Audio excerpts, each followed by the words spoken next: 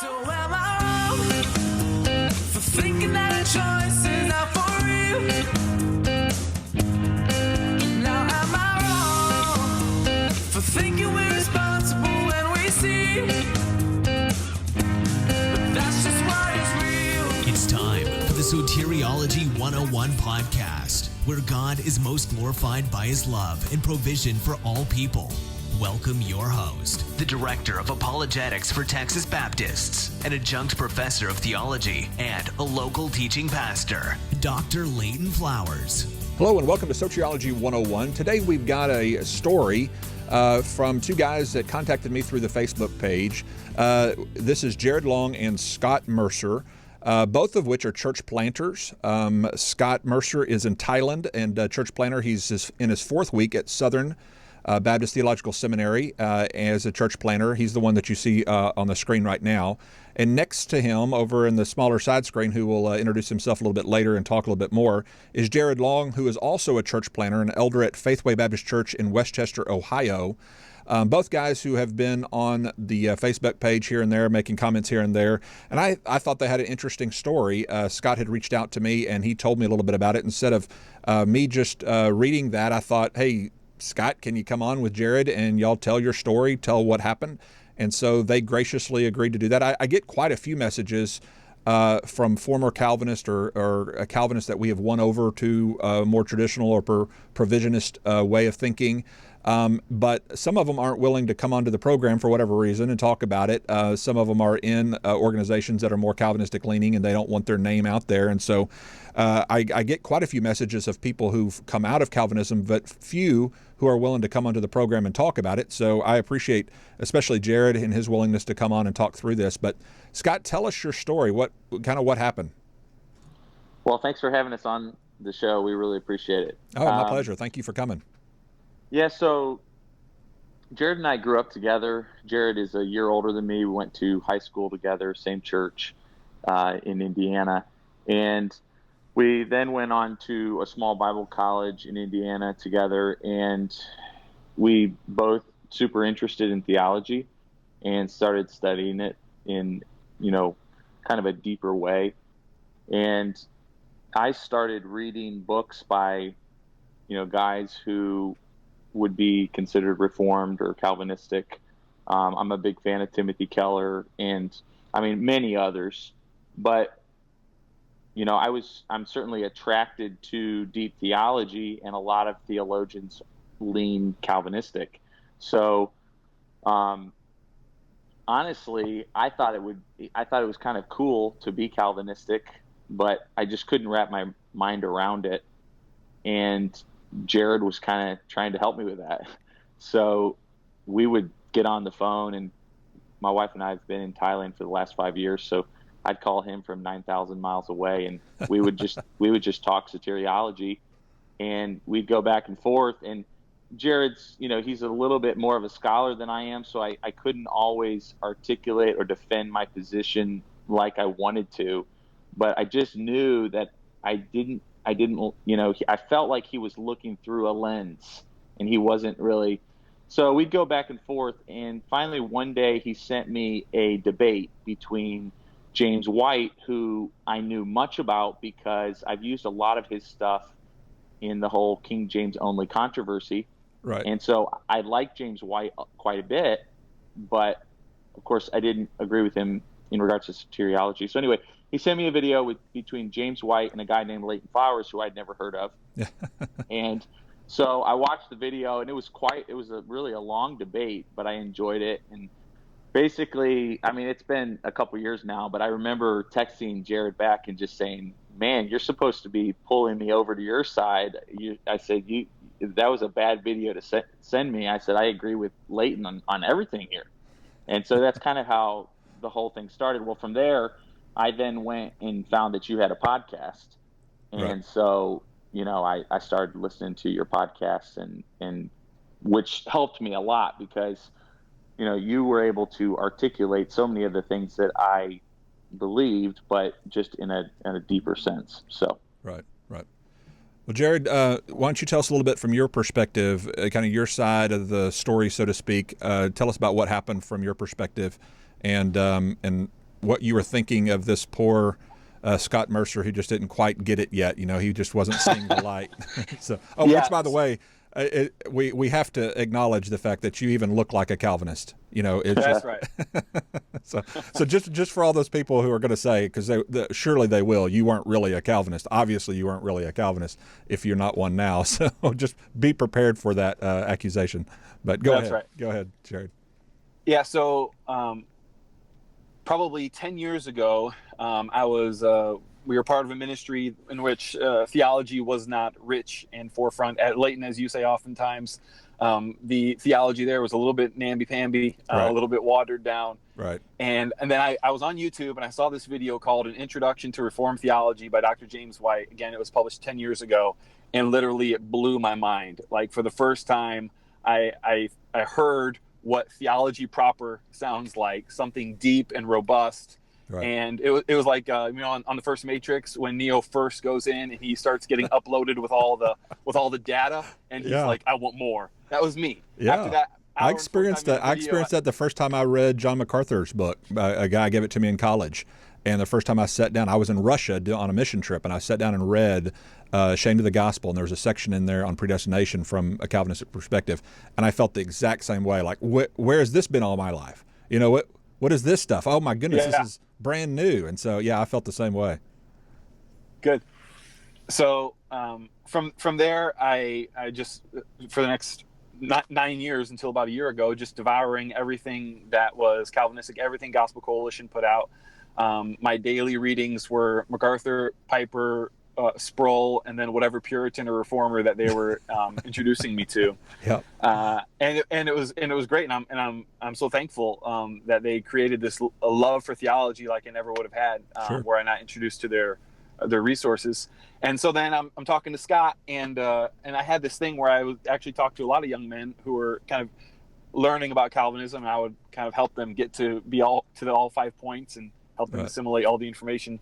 So with Scott, he was a little more stubborn, and so I kept sending him over these videos that were really impactful to me, and then sent him over the one of you and Dr. White, and I was so frustrated when he messaged me back and said, no, I actually align with this Leighton Flowers guy. And so I said, how in the world? So I went back and I listened to some more of the debate. I thought, well, yeah, he does have some decent points. So then I went on, I searched you on YouTube, and I found the interview between you and Dr. Allen, and where he was talking about the extent of the atonement. Right. And that was the one point of Tulip that always frustrated me, that I never could fully accept and embrace because of the plethora of scriptures that seemed to counter it. And so I thought, man, if this is the resource that could help me, hey, maybe it'll be helpful. So I read all 900 pages of it, and again, David Allen will love this broadcast. I'm going to send this to broadcast as soon as we're done. He will absolutely love hearing that he read the entire book. I've got it sitting right. Wait, let me grab it. Going out of the green screen here, but there it is. Extended Atonement, Yes. David Allen.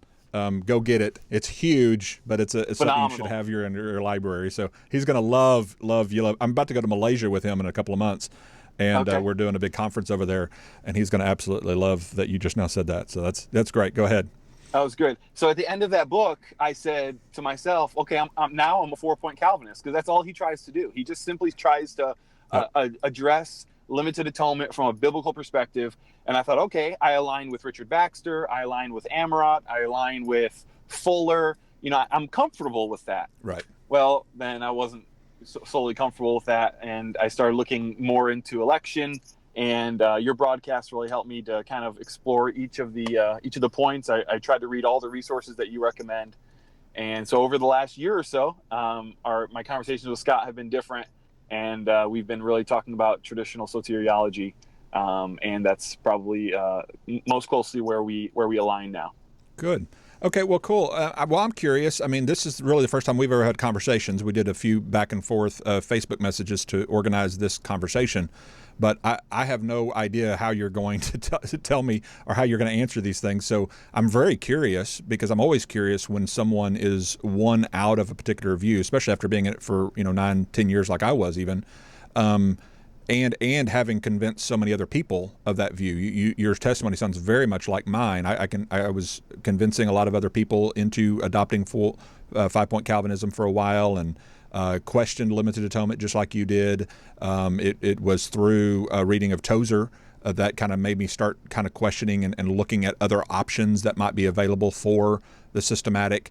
And so same kind of a testimony. And so I'm curious as to what, if there was a point of doctrine, or, just like with limited atonement, at least that kind of opened the door for you to say, okay, well, if they're wrong on that point, maybe there's some things that they could be wrong with on some other points. Was there anything that kind of stands out to you now looking back on it, because it's fairly fresh on your mind, of, okay, this is an aha moment, or this is one passage or one argument that I heard that really helped me to go, okay, wait a second, there's something wrong here. Anything that stands out to you, Jerod, as far as kind of what led you away from even 4-point Calvinism?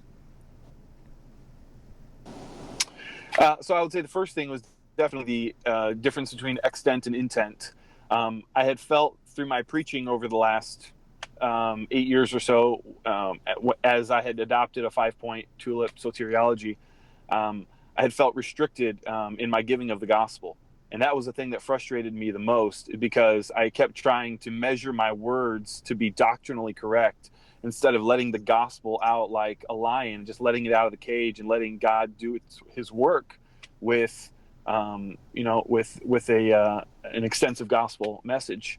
So I think that was what was resonating inside of me as I was reading through the book of, so the way that the modern Calvinists, whether it be Dr. Sproul or Dr. Piper, Dr. MacArthur, the way that they're articulating the extent of the atonement is different from the way that historically it has been. And so I felt the freedom to be able to preach the gospel as I felt the scriptures were leading me to, and just release it and boldly proclaim that Christ has died for all, and not having to figure out what theological statements I had to frame that in with, so that I was consistent. So that was the main pain point that I remember feeling. Right.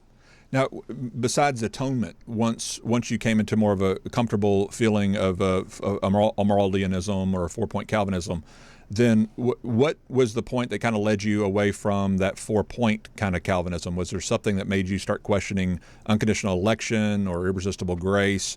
Kind of what maybe argument did you hear that made you finally go, okay, wait, I'm willing to even step away from the other 4 major points of Calvinism? So it was the big one, and the one that you have devoted so much of your attention to, which is Romans 9. When I took off the Calvinist lens and saw the judicial hardening aspect of Romans 9, and when I saw the expectation that those who are hardened would then repent and be brought into the family of God. And then I remember you brought on a guest several months ago who had written a really great piece on that. Eric Hankins. There you go. Yeah. Yes. Mm-hmm. So that was an important piece. So I would say election through Romans 9, and just a deep dive study into that was probably the next step after the extent of the atonement. Awesome. Well, yeah, and that was a big one for me too. I actually mentioned that in my debate, if you remember, is that it was the concept of judicial hardening that really just stuck in my crawl, so to speak, as a Calvinist, because what is there to harden if not, the free will of man? What is being hardened and what is being given over or cut off? And how in the world can those people who are stumbling not stumble beyond recovery and be grafted back in? How can his ministry to the Gentiles possibly provoke their will? What will is there to provoke? And provoke them to envy so that they may be saved, Paul even concludes, that they may be grafted back in, and that the reason they're cut off in the first place is not unconditionally before the world began, but they're cut off because of unbelief, according to verse 20 of chapter 11. And all those verses just kind of hung there in a kind of a quandary for me of what is he talking about there. And even when you listen to James White's explanation, when he talks with others, like I think it was Austin Fisher that he had a kind of a discussion with at one point, or at least he critiqued Austin Fisher. I can't remember exactly how it went, but I remember him explaining from his perspective, James White explaining from his perspective, Romans 11, and how forced it seemed, because he uses a personal application in chapter 9, but then he switches to the very national or corporate perspective that we hold to in chapter 11 in order to make his interpretation of chapter 9 even fit, whereas we remain in the same hermeneutic throughout the entire 3 chapters of a more corporate perspective, even though obviously individuals are involved even within the corporate interpretation. But you're right. I think when you come to this hardening concept, and when you recognize that he's talking about the nation of Israel being given over to their hardened condition, not about certain pre-selected individuals being reprobated from the foundation of the world, then the interlocutor becomes a different interlocutor in your mind. The objector becomes a different objector, and the whole systematic really rests upon that interlocutor or that objector being somebody objecting to ultimately the doctrine of reprobation within the Calvinistic system. And you take that away, you take away the biggest proof text defending the nature of God and the whole salvific plan under the Calvinistic worldview when you take away Romans 9. And that's really when it all kind of crumbled apart for me. The whole Calvinistic system crumbled apart for me once I saw the interlocutor for who he really was, and understood Paul as addressing the hardening of Israel and their being cut off, and how God had used a remnant from Israel to still bring about his purpose and his plan, but that he can have the right to harden Israel when it serves his purpose to harden them. He has the right to show them mercy, as he did in the golden calf incidents, to accomplish his will and his purpose and his plan. If he wants to fulfill his promise through mercying Israel or through hardening Israel, he's going to accomplish his plan and his purpose. And once I understood that was his point, then the entire system kind of crumbled. And it sounds like you and I have very, very similar testimonies as far as kind of what led us in and then what led us away from the Calvinistic worldview. Yeah, and I would say another thing, I looked, so as I was exploring dropping the tulip soteriology from my belief system, I went back and looked at several of the books that had influenced me in the first place. And so Dr. White's book about the potter, Sam Storm's book, Chosen for Eternity, or anyway, I started looking at several of those books, and I noticed a lot of what you talk about, which is the false dichotomy, or it's either A or B. A is 5-point Calvinism as is articulated by the modern Calvinists today, right. Or B is the weakest Arminian-leaning theology you could ever paint. The corridors of time. And so, and just to interject, like, I'm taking systematic theology at Southern, just started this month, and Dr. Bruce Ware, same exact thing. He uses the weakest Arminian looking down through the corridors of time, and doesn't bring up our soteriological view at all. Yeah, that's very typical. In fact, I've put out a challenge. I've told people that I would, buy them a lifetime supply of Plato from the debate. When I was, people joked about me using Plato in my debate with James White. So I said, I'll buy a lifetime thing of Plato if you can find me one reputable. And when I say reputable, someone like Bruce Ware would be reputable. Someone with a PhD or a known apologist like even James White, who has represented the other perspective in a way that the other perspective would actually go, yeah, they did a really good job representing my perspective. And this is one of the reasons that on my podcast I play Calvinists for themselves, or read directly from their confessions or from their actual words. Now, I understand that not every Calvinist represents every other kind of Calvinist, and therefore sometimes I get accused of only using the highest deterministic kind of Calvinist, because let's just face it, James White is a higher form of Calvinism than is Bruce Ware, obviously, or even Phil Johnson, or some of the other leading Calvinistic scholars that we know of. But nevertheless, you can't represent every form of Calvinism when you're discussing these issues, and you try to be fair to the Calvinists you are representing by actually presenting them in their own words. I have yet to find a reputable or known Calvinist that is willing to really do that for us, and that shows me that there's something to be reckoned with, because they're not reckoning with it. they're not dealing with it. And so, Scott, I want to bring you into this discussion a little bit more too, because you were the non-Calvinist in this perspective, who may not even really known all the reasons why you weren't a Calvinist. You just didn't like the lens that he was looking through for whatever reason. Give advice, because there's a lot of people who listen to my program, I know, because I get messages from them quite regularly, who have a good friend like you have with Jerod, a friend maybe you grew up with, a friend that that you go to church with, who aren't seeing things the way you see them. What advice would you give to them? What are ways in which you can help somebody see things differently than you do? And Jerod, I want you to chime in on this too after Scott gives his answer, as to from your perspective looking back, what are things that friends should and shouldn't do in order to help somebody see something different? And this doesn't just apply to soteriology by any means. There are always going to be differences of opinion that you're going to have theologically with people, whether it's eschatology or ecclesiology and other things. So these are principles I would hope that would apply in all of those differences that you may have. So give us some advice just from your perspective, Scott, of how you engaged with Jerod in such a way that you didn't turn him off, or that you didn't just continue to kind of harden him in his soteriology, so to speak. Speak to that if you would. Yeah, so first of all, obviously, I believed I was right. Yeah, but as did Jerod and everyone else, right? You always believe you're right. So that's obvious. Second of all, though, I really did care about Jerod, and I really did truly, to my core, believe he was wrong. And if I care about someone like that, like I've got a good friend who I went out to Starbucks with last week, who's a 5-point Calvinist, and I told him, I said, you and I are great friends, and we believe so much alike in regards to, expository preaching and just on and on down the list. And I said, I really do think that you're wrong here. And I said, I know that you think I'm wrong, but I said, the reason I'm wanting to do coffee with you, like, I think you're wrong. And I said, let's talk about it. So I remember Jerod, like, we would talk on the phone, and Jerod would, at one point, I remember Jerod was going through the book of Hebrews, and I said, okay, well, let's get our Bibles out. So we got our Bibles out, and we just started going passage by passage in Hebrews. And I just said, no, I don't think that's what that's talking about there.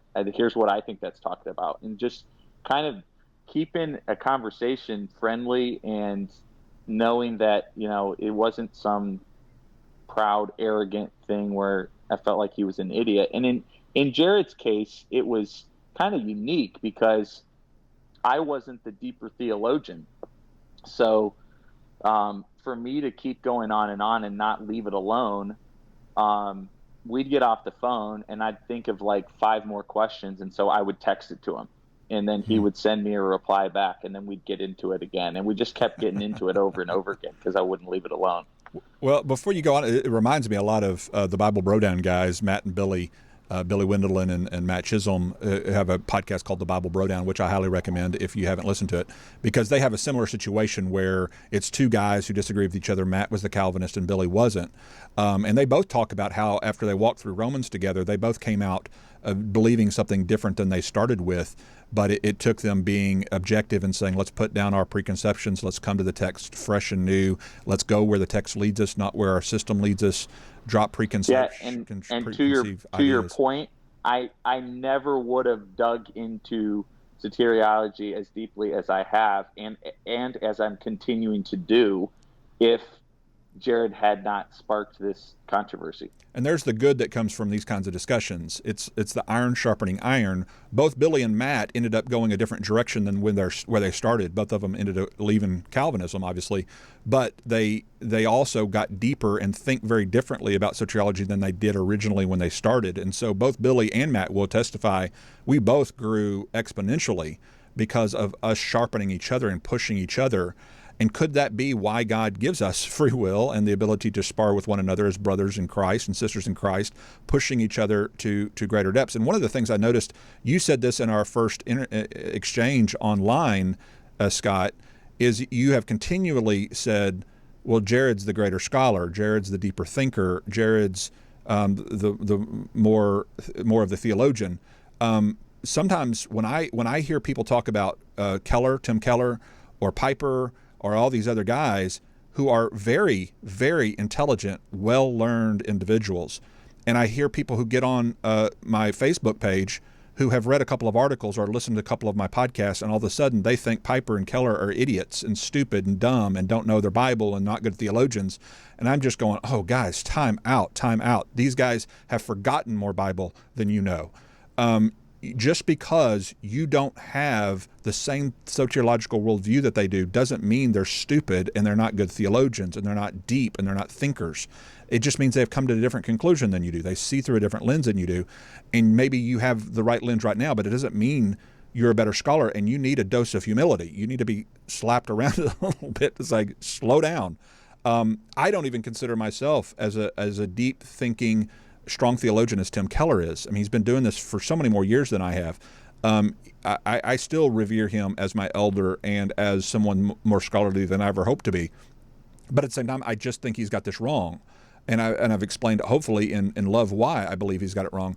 And that kind of deference that you've shown towards Jerod, even in this conversation, I think speaks so highly as to why I think Jerod may have been willing to listen to you at least as much as he did, is that you didn't try to come at him as, hey, I'm more smart, I'm more intelligent than you are, I'm the better scholar than you are, but you came at him more as a friend, one, and somebody a little bit more deferential to say, hey, I'm still learning here.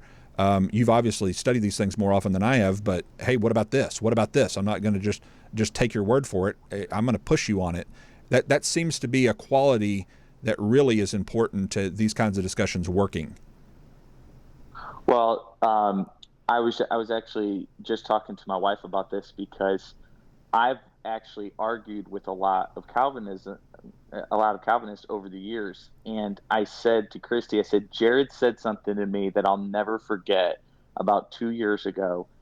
And I got off the phone with Jerod and I was just blown away that he said this, because Jerod is, in fact, a deeper theologian than I. And Jerod said to me, he said, Scott, he said, at the end of the day, he said, we may get to heaven and I'll find out I was wrong. And I have never heard anyone say that who was at Jerod's level of thinking. And it's just, I think that in Jerod is, just really an indictment on his humility and wanting rather than wanting to be right, wanting to get it right. Right. Jerod, why don't you speak to this from your perspective and y'all's conversations back and forth? What about your conversations helped with coming to an agreement or coming to a point of I guess, a compromise even? And I'm sure you probably, if y'all really pushed on it, find some differences even now that you have between each other. That's not really the point of coming to full agreement, but being able to be agreeable, being able to push on each other. From your perspective, how did those conversations go, and what really helps someone who's maybe listening to this to say, how can I help my friends see things differently? Yeah, I think one of the great qualities of the Calvinist theologians, Reformed theologians throughout the years is their ability to write and to wax eloquent. And I loved all of the explanations of the deep tenets of Reformed theology. But what Scott kept doing is he didn't care about the typical defenses. He kept saying, well, what about this verse? What about this passage? Well, how does that line up with this passage? So he took he wouldn't accept the typical answers that Calvinists have for, the dozen or so texts that really challenge their systematic. So he just kept bringing back the scripture, and we just kept talking it through. And again, it was over dozens and dozens of conversations and texts. And it's something that I think I had to come to grips with was, just because something is biblical and defensible doesn't mean it's true. And it took me a long time to figure that out, because what I had, the systematic I had, was biblical. I could show you a verse for everything that I was espousing. And it was defensible. There was an argument that I could give, and I could win most arguments with those set arguments. And it was hard for me to say, okay, just because there's biblical credence for it and it's defensible doesn't mean it's true. And I had to step out of the echo chamber, which I didn't know I was standing in. Mm-hmm. Step out of the echo chamber, hear some other voices that thankfully you and others had introduced me to, start listening to them, and then be able to ascertain what I thought was a more biblical and truthful position. Well, that's such a, I think, an important point. One of the things I noticed you mentioned is, from what I'm hearing from the discussion, Scott approached it with deference, with humility, at the same time still not just taking the pat answers, willing to push you. But a great quality that you just mentioned is that he kept going back to the scriptures instead of going back to labels. Well, like you're a Gnostic, or Servetus. What about Servetus? That's what Calvin did. Look what, that he didn't go there. Those kind of arguments just made me roll my eyes when I was a Calvinist, by the way. He went to the Bible. If we truly hold to sola scriptura, which both traditionalists and Calvinists do, then why would we go to quote unquote semi-Pelagianism, or how about the Council of Orange, or how about the Council of Dort, or how about this favorite theologian that I want to quote now from Spurgeon, or from Lewis, or from whoever? Instead, it sounds like Scott really focused in on, let's go to the scripture. What does the Bible say about this? Okay, let's not be afraid of the favorite proof text of Calvinists like Romans 9. Let's take it head on. What does that mean? What is Paul talking about? Ephesians 1. What does predestination mean in Ephesians 1? Who's being predestined into what?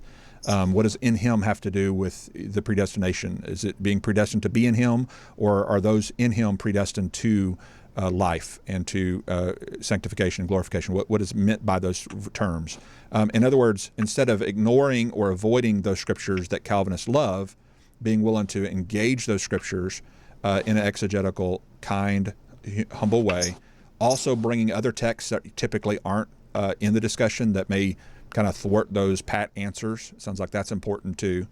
And how does that? I'm curious, Jerod. How is it affected in your church? Is your church Calvinistic in a sense, or is there people in your church now that are contending with you about this particular issue? I'm curious. No, our church is not Calvinistic. Being a church plant away from our where we were raised, we went to Ohio, knowing nobody there, and so the groundwork that we laid, we didn't lay out a systematic that you have to abide by in order to be a part of our church, and so we never espoused a particular soteriology like Arminianism or presented Calvinism. So it was a non-issue. Amongst the elders of the church, it's been an ongoing discussion, and in the discussion, I have always been the most ardent at a reformed view. But the great thing about our elder group is they allowed room for that, and room for people to change and to grow. So it hasn't changed much for the official goings on of the church. I know it's changed my preaching, and it's changed some of my teaching, and I think and I'm not saying it's like this all the time, but I'm more passionate about the gospel than I certainly was before. Well, and that's interesting. It tends to be that usually the way it works is that it sounds like to me you have some quote unquote non-Calvinist. They may not be traditionalists because they may not even know what that term refers to, or Arminian because they may not even know what that term refers to. But it sounds like you have, even among your elders, some people who are not really Calvinists, but they also didn't make hay about it. They just, okay, well, this guy on here is Reformed and he wants to wax eloquent about it. I'll let him wax eloquent about it. We'll move on. I only point that out is because that seems to be kind of where we are. It's kind of a microcosm view of where we are nationally, if you will. It almost like even as the church as a whole, Protestants at least, especially among my denomination and Southern Baptist world, and in the different denominations of Baptists, this seems to be kind of what's happening.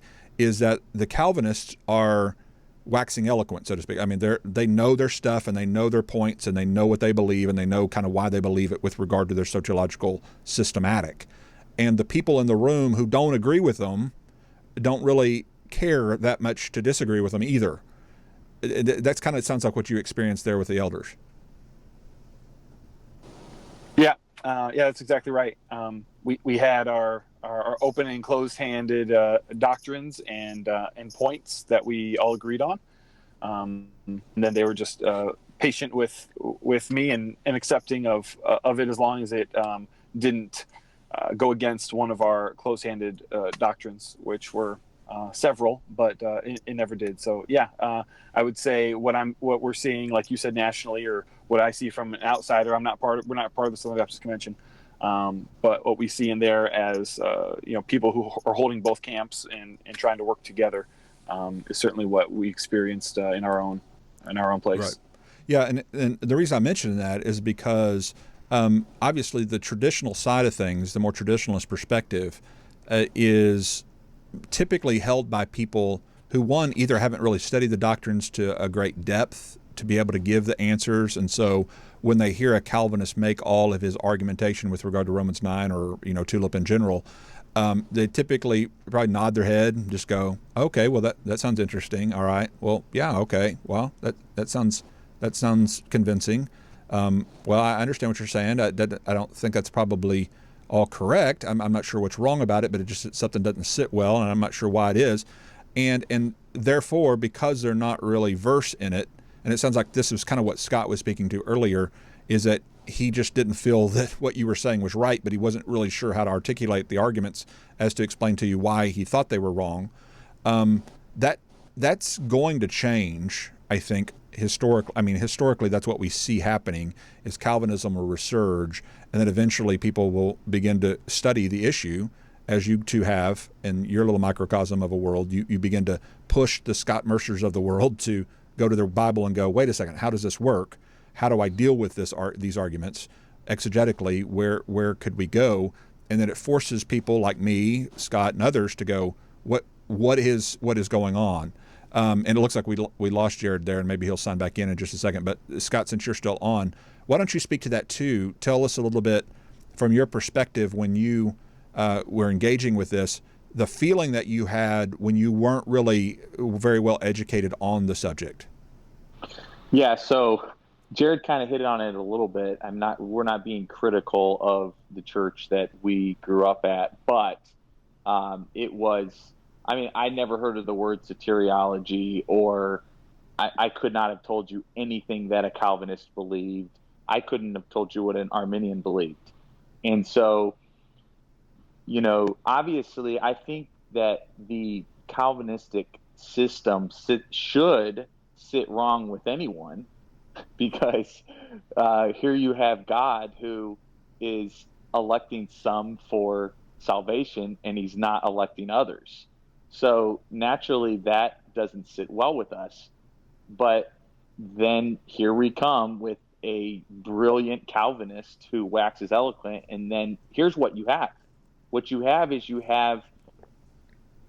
traditionalists or Arminians, or they don't know what they are, and they just stay away from Romans 9.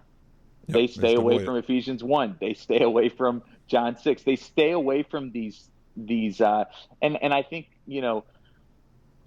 it's almost like they know that, or they think that they're right, but they're afraid that they're wrong.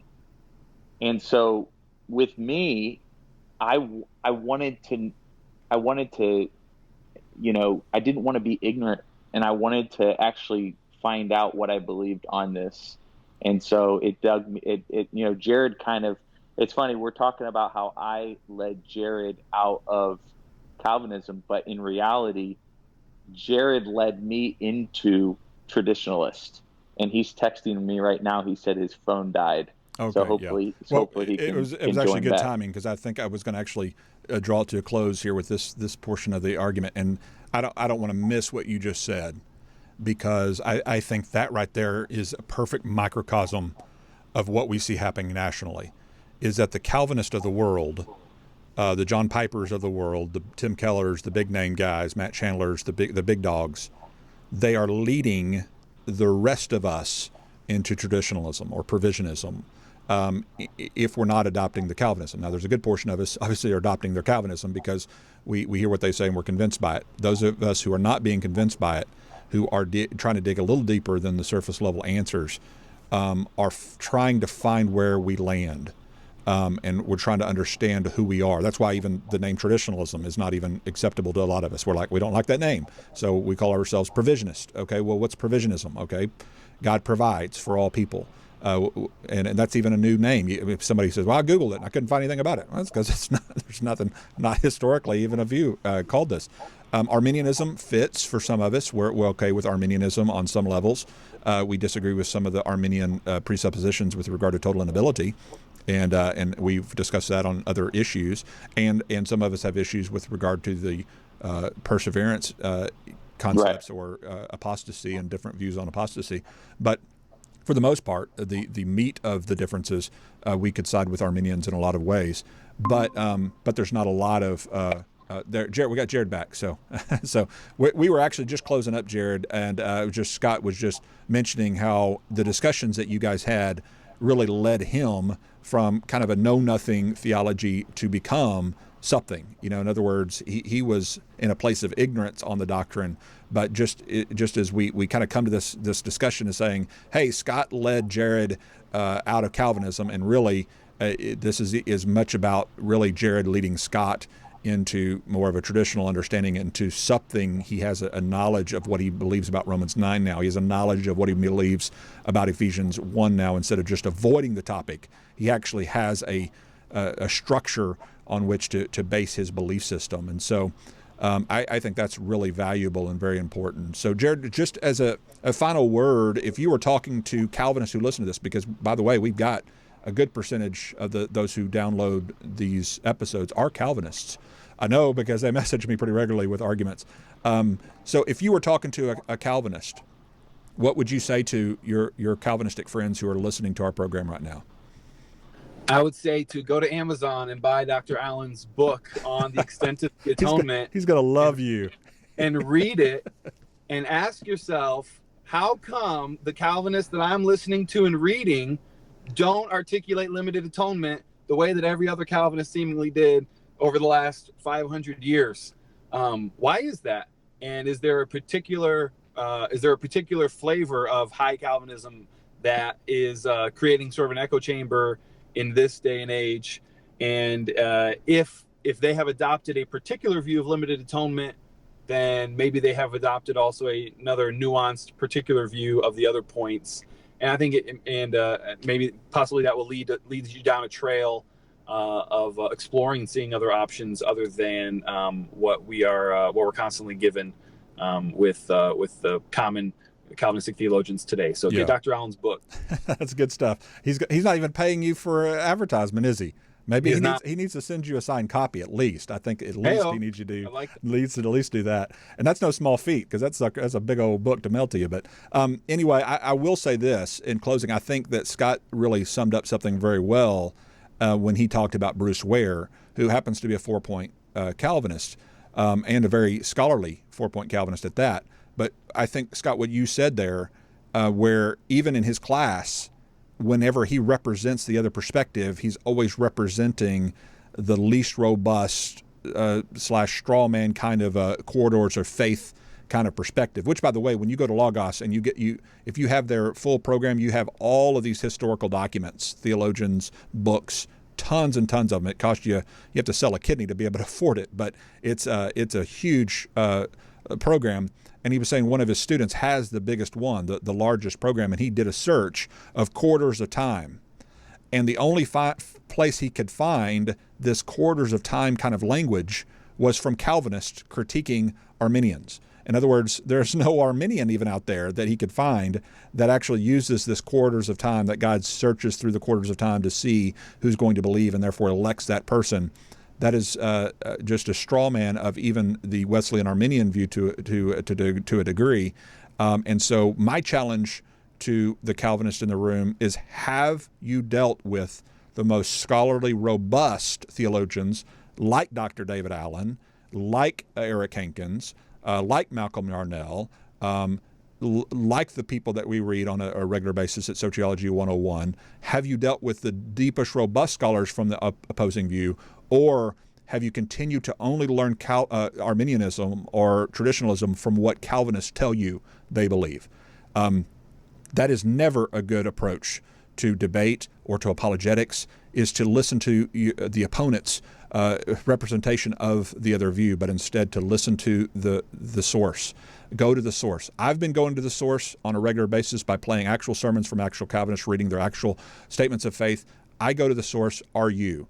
If you're not going to the source and you don't know what the actual source of the other scholars are actually saying, then you're not qualified to rebut their perspective. You're not qualified to denounce them as being wrong until you've at least taken the time to do your due diligence and to study their perspective. And I think that's one good lesson we've learned from this conversation between Scott and Jerod. Scott, Jerod, thank you so much for just your willingness to come on to the program. Scott, thank you for reaching out to me and letting me know about this journey, and for letting me know that James White helped win you over to traditionalism. I think that's just that in itself is a title. I love that. Just James White. How James White convinced one person to become a traditionalist. That's a good that's a good way of looking at it. So thank you guys for tuning in and for listening and for your kind words, and also for jumping on today and sharing your story. Thanks for having us. Thanks for your ministry. Thank you. Blessings, guys. Talk to you next time. Bye-bye. Bye. Bye. Thanks for attending our online university classroom. Remember, this is a listener-supported ministry, so please consider becoming a patron of the podcast by donating online. Join our team and help spread the word. For more resources, books, and articles from Professor Flowers, or to learn how you can support this ministry, please visit www.soteriology101.com.